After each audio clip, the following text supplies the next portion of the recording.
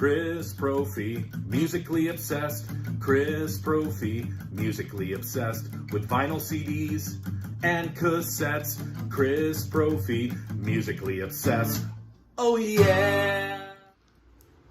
Alright, today I want to talk about a prog band that I don't really hear a lot of people talking about. I mean, I've heard them mentioned, and I know you're going to probably know the name, but it's one of those bands that should be talked about more. They should be put in the same, breath as Yes and King Crimson, Genesis, bands like that, Gentle Giant.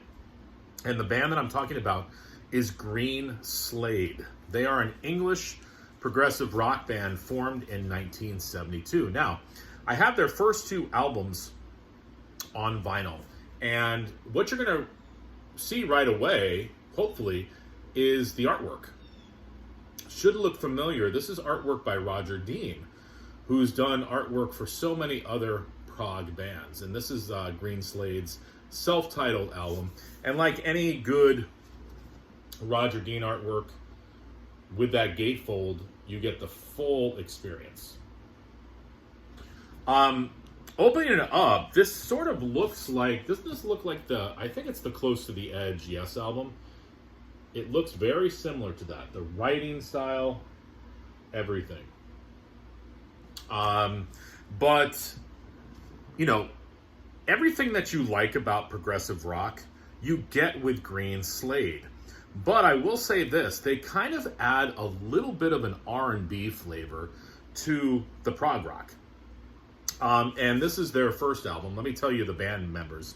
Dave Lawson, keyboard vocals. Dave Greenslade, keyboards.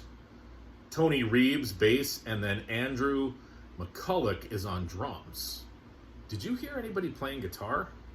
I had to look back and research that myself. I guess on the first two albums, there is no guitar.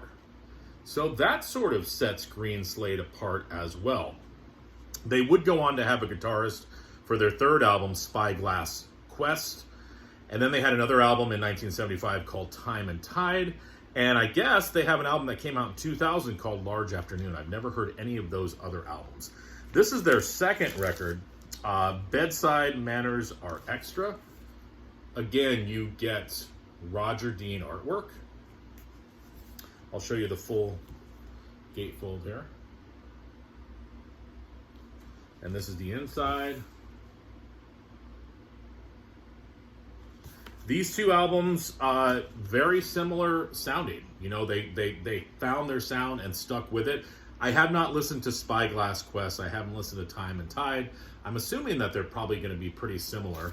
Sometimes prog bands go off and do something totally different, like a Gentle Giant goes and does more poppy type stuff. And if you're a Genesis fan, you know that they slowly sort of progressed into more of a poppier sound. I don't know if Greenslade did that as well, but I wanted to come on here and basically just say, hey, if you're a prog fan, definitely listen to Greenslade. Give them a chance.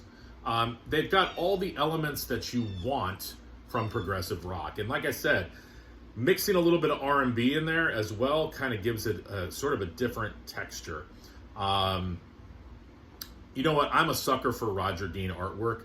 If I see Roger Dean artwork, even if I don't know the band, I'm picking it up because I know it's going to be good.